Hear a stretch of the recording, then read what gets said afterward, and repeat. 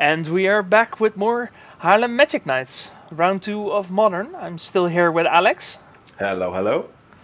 and we're about to see Jurre again, still playing Green-White Reclaimer against Joris, who is on Junt. Should be a pretty fun matchup.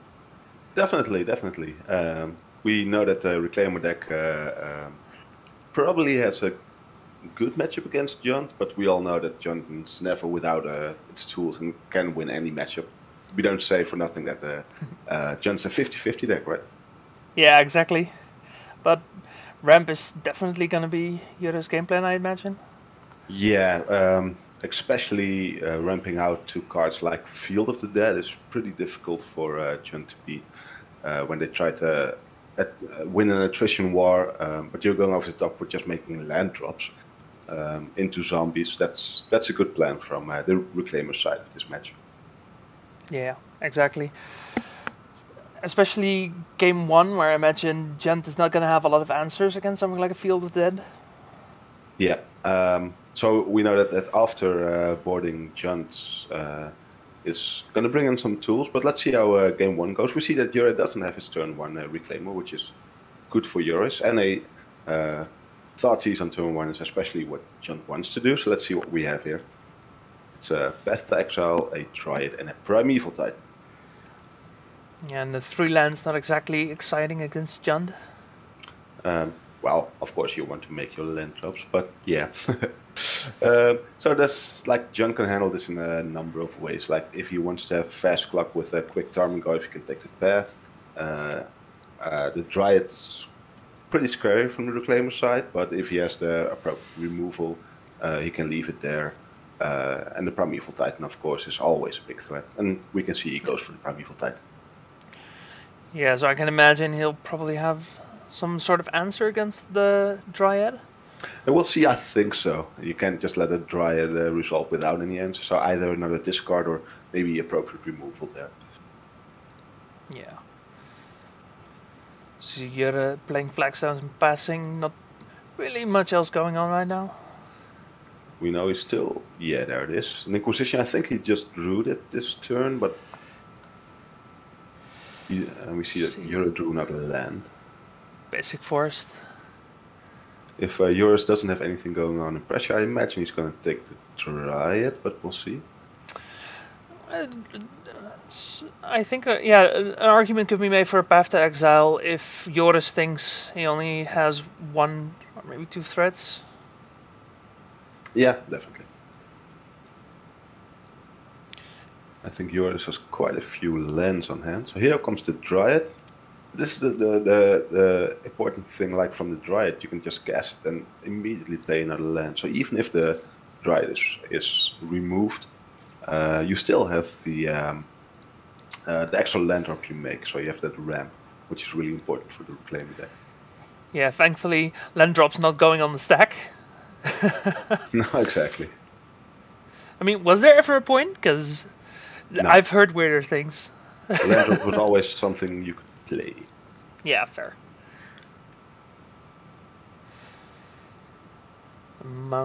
Forest. Maelstrom Pulse. He just drew this Maelstrom Pulse to take out the Dryad, and I don't think he has another answer for this Dryad, so it's, I think, pretty risky to let that Dryad in there. I think I might have saw Assassin's Trophy, but I'm not sure. Assassin's Trophy is, you're right, I saw an Assassin's Trophy too, which is really good because it can also take care of anything you replace, including the Field of the Dead. Yeah. Now here comes your biggest threat, the Arboreal Grazer, never to be underestimated. I mean, you say it like it's a joke, but it's actually not. That Grazer can be really scary in that deck. It's the good thing about the Grazer, and why you always want to play at least 1, sometimes 2, sometimes maybe even 3 or 4, is that it's really good against the aggro decks, because you both get at the ramp and you get a defense. Against a deck like Junt, it's not really as interesting, and I see you're boarding it out if you can later. Okay, now here's another... Sorry, go ahead. I was gonna say I see buff players hell bent on making my life misery with all the life total changes. Yeah. Good luck with that, Rob. But yeah, you were saying? Yeah, like I was saying, you saw it with the Dryad RB, plays another land. You see it with the Courser of Crewfix, and he plays a land from the top, which is kind of which is definitely card advantage. So that's not something John really likes to see. Good thing is that John now has some pressure with Scavenging Ooze. Yeah, so she's gonna eat some stuff. He eats Primeval the Titan, Titan. going back to 17. Correct choice, so he leaves the enchantment creatures in the yard for a later Tarmogoyf. Well, we also saw a Primeval Titan on top, so that's... Or did he shuffle that away? I am not quite sure. I don't think he searched for lands from the Assassin's Trophy, so you might be right, yeah.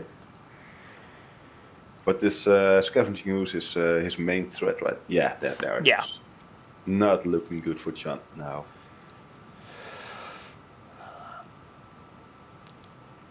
So yeah, even like you could, in theory, pump the Scoos to a point where he favorably blocks into a Titan, but at that point you still have the Field of the Dead to deal with. So I think it's, this game one is pretty much over. Pretty much, you're just looking at 2 Fields of Dead. You got 7 different lands now, so he's making 4 zombies. Good luck, Joris. And this is why this isn't a good matchup for John. You'll see, like Joris just does a little ramping, and then once he just can top deck the Primeval Titan and cast it, it's just pretty much over. Now he's got the Field of Dead going. I don't know if this is. I'm not sure what kind of sequencing of cards Joris will need to actually get through this. I don't know either. I don't think there's anything he can do. Like, you'd need a Maelstrom Pulse into just straight up swinging for lethal, I think. Which... Yeah, like, you need to get rid of the Field of the Dead, and I think from John deck, you have the Assassin's Trophy, one of which is now gone in the yard. Yeah. You've seen yours backing it up. No way to get through that. Yeah, and using the Assassin's Trophy on the Dryad meant that there's no way to get rid of the field afterwards. Drawing it, but that's a big if. Yeah, I can see why yours used this Assassin's Trophy. Well, I think used it on the Courser of Crewfix. Oh yeah, you used it on the Courser. Yeah. And in that case, maybe holding on to the Assassin's Trophy to get something more important. But like leaving the Courser there is also just... It's also bad, right? So that's... wasn't good showing for Junt in game 1. But pretty much what you expected. They have some cyber cards they can use. For example, John's known to play, for example, Ashioks. Even nowadays, cards like Cleansing Wildfire or maybe Alpine Moon, to say something. Those are all good tools John can bring in here.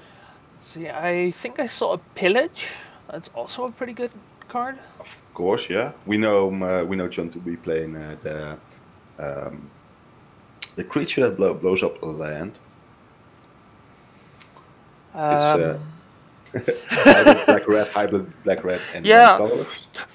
Fulminator Mage. The Fulminator Mage. I just completely blanked on that. You have to forgive us because of this whole situation where we haven't played that much Magic lately, so we're a bit rusty on the cards themselves. Sorry for that. I have been watching a lot of Magic lately. That's cool. Yeah. But mostly Legacy, so that doesn't really help either. Getting ready for that Mana Trader series in November. Oh, that's cool. Is it a big tournament? So what Mana Traders does is every month they have a tournament at the end of the month. You can spend the whole month qualifying for it. It's completely free. Mm-hmm. And at the end of the month, if you qualified for the actual tournament, you get to play in that. And there's some cool prizes there, I imagine. Yes. That would be money. We're not affiliated to mana traders for anyone who wants to know. Hashtag not sponsored, hashtag could be.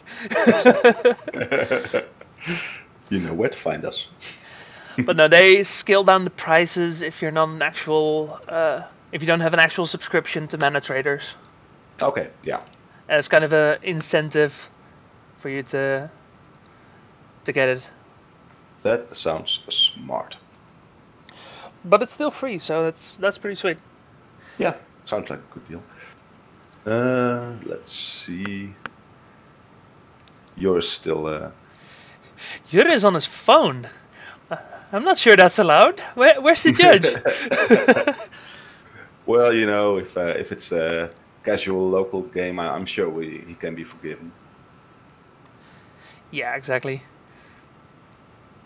I mean, it's not like he's looking at. Like in bigger tournaments, like you often bring like a sideboard guide for yourself, right? Where you bring a piece of paper because electronics are not allowed. With these local kind of tournaments and game evenings, game nights, you probably change a lot of decks and try different stuff. And then, like, if you have a sideboard guide on your phone, it's just fine. Nobody really cares. Yeah. And I mean, it's not like he's looking up his opponent's deck or anything. He might, you know. You don't know.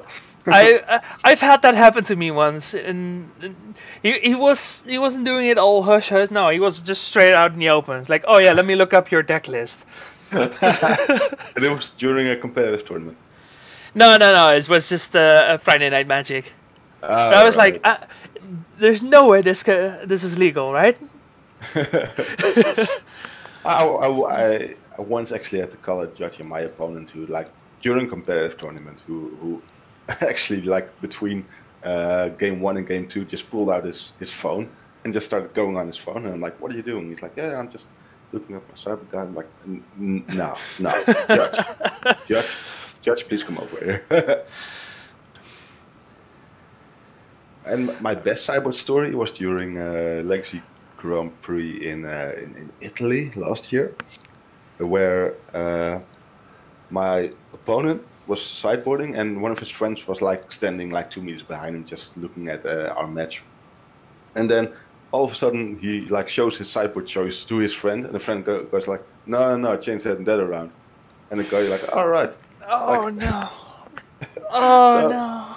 He definitely got a game lost there. Like, what do you do if that's you and you're like, did you just give me help? Yeah, it's weird, right? I don't think he was really well known in how things go at that level of play, but still, that was just weird. Yeah. I mean, like, those kinds of situations, you're pretty sure they just don't know. Like, sure, it's still a bad thing, but there's no malice there. No, I don't think so. And like, but still, it's like outside assistance, and I'm like, I have to call a judge. You can't do that. And I kind of felt bad for the guy. And then the guy was talking to the judge. And he was like, oh, and he was like, okay, I understand. And he came back to the table. He's like, I'm sorry, I did that. I'm like, it's fine. Yeah. It was, but still one of the weirder things I happened to with GP. Yeah, I mean, things happen. Yeah, definitely. Like, and that's why I love going to GPs. Like, stuff happens all the time, and it's so fun to play. And yeah. I hope they'll start those tournaments again soon. Right, players are. I think they're both going to 7. I think they just went to 6 actually. Oh right. Talking so much, I kind of missed it. I like talking. Talking's fun. Yeah, yours putting down 1 card, so I think they have gone to 6. Yeah. No, you're picking up his deck again, going to 5. That's not what you want to see. It's the Reclaimer deck here against Jund. Yeah, well, this actually might give Jund a shot. Yeah, that discard's gonna look real good in the right about now. Yeah, Jund's already behind this match, so like especially in matches where you're not favored to win this one, it's it can be really good to see your opponent mull. Yeah, definitely.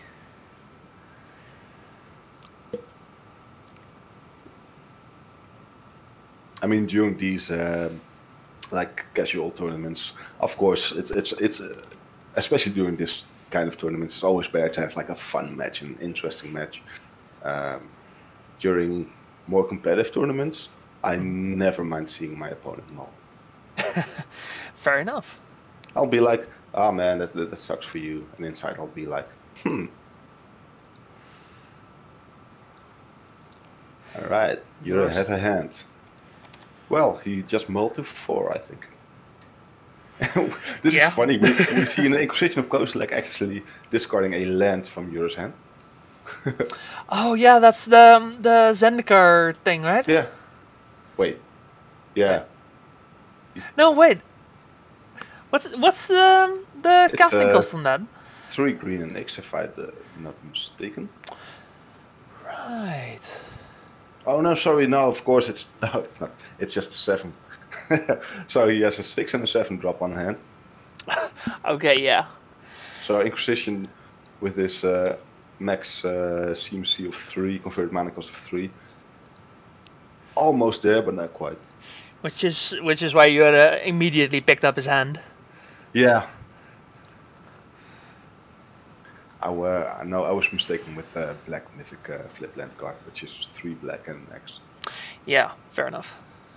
So actually, John, Joris also mulled to 5 with this Inquisition, but he does have to follow up. He wants the Tarmogoyf to put some pressure on the board.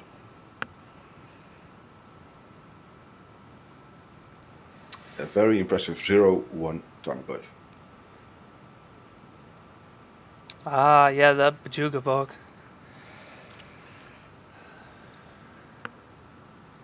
So the best thing Joris here can do is probably like a Thoughtseize for a Primeval Titan, get in with his Tarmogoyf, maybe from a fetch even. And really get that pressure going before Jura finds what he's looking for, which is either a ramp into his Primeval Titan, mostly ramp into his Primeval Titan. Croaksa, okay, that works, yeah. Yeah.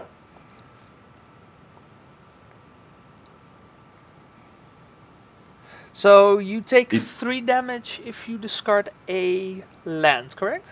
If you discard a land or don't discard anything. Right. So we've now got a sorcery, creature, and land. So the Tarmogoyf comes in for 3.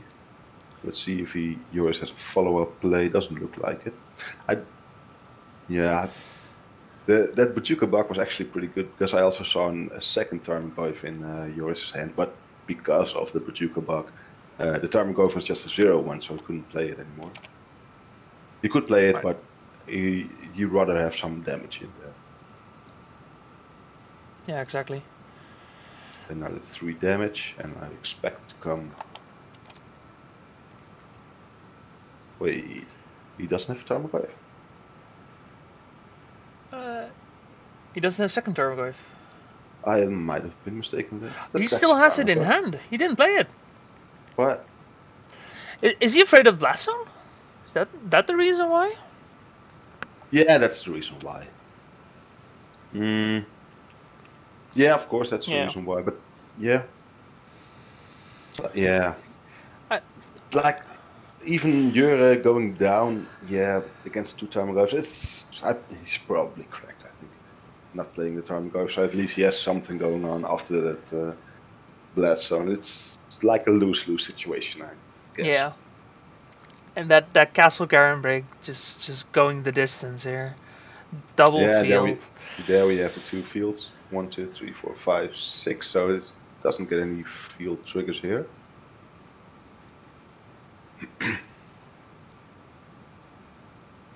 But this just swung back into Yoda's favor a lot. Doesn't get to attack with the Primeval Titan though, so that's a thing. Yeah, but like the Primeval Titan here got 2 fields with that. It traded with both the Tarmogoyf and a Lightning Bolt, so I think he's got his money's worth. Yeah, definitely. Let's see. So here's 2 zombies, and his fetch also makes another 2 zombies. And here goes the value train. Yep. This is Field is just such a disgusting card. it is really good. Like if you're not prepared for it, or if you don't draw the cards to deal with the field, especially from a deck like Junt, yeah, it can be over so quickly. Like we see you're with some more lands on hand, which like normally not that good. If it's the only thing you have going on, but like with the fields of the dead on the board, it's just insane. Not just 1, 2. Yeah, exactly. Like, his land drop for the turn is just giving him 4 power worth of creatures. Mm-hmm. And now we get the Revenant Excavator.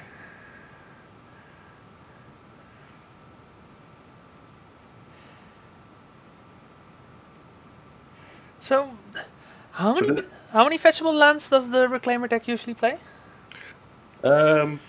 At least they play like snow-covered forest and normal forest, plains usually, and then temple garden.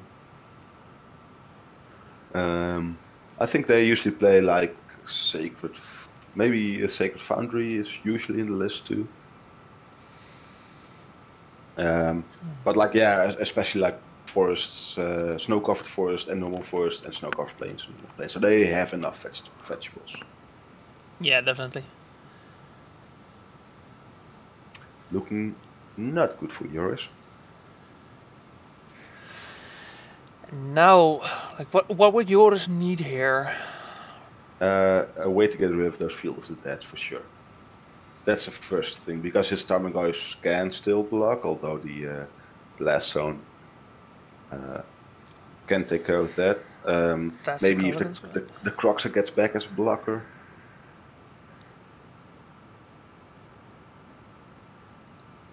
So we see yours getting in here. Chumps, actually. Yeah, probably a good chump, because he's got so many zombies coming his way that staying high on life is a good choice. That Goyf right now is land, creature, instant... Sorcery. That's a 4/5. Yeah. Yeah, no, fair.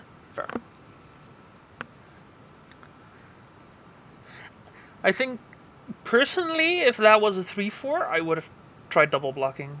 But yeah. Well, actually, that's a good case. What you could have done here, because the long game's gonna go his way anyway, is actually fetch and just throw everything in front of the Tarmogoyf, so you know for sure the Tarmogoyf's gonna die. Yeah. So here does a third Tarmogoyf. I think this is gonna be the point where Yor just blows up this last zone, right? Yeah, I would imagine so. Which leaves Joris with a Kolaghan's command in hand. What was the toughness of Remnant Excavator again? It's a 2/3. 2/3. Okay, so yeah, so he can bolt that one. He can bolt it, but he can't shock it, taking back the Goyf. No. Although I do think that he might want to go for a Croxa later, but yeah, like you can see the same as in game 1. If he can't deal with these Fields of the Dead, it's just a matter of time before he gets run over by those zombies. And he replaced the blast one from the yard with his excavator. Gets another 2 zombies, swings in for 8. Yours goes down to probably 4. Yeah. Yep. Oh, that's better. So if I were a betting person, I think yours will take this down. No, I don't think so.